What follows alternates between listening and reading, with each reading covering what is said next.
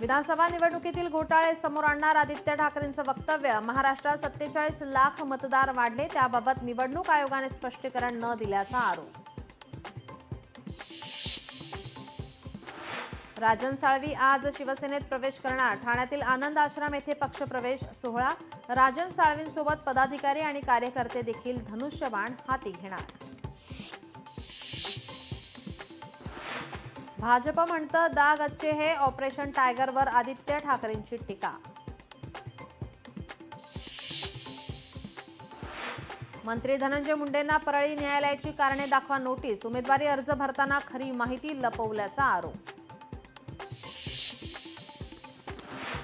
उपमुख्यमंत्री आणि बीडचे पालकमंत्री अजित पवारांनी भाजप आमदार सुरेश धस यांची भेट टाळली आहे।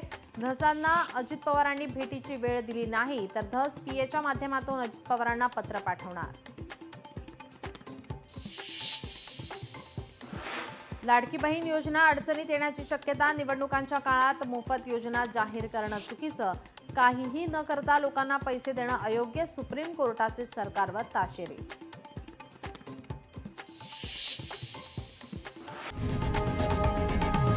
लोकशाही मराठी ऐका, पहा, जागरूक रहा।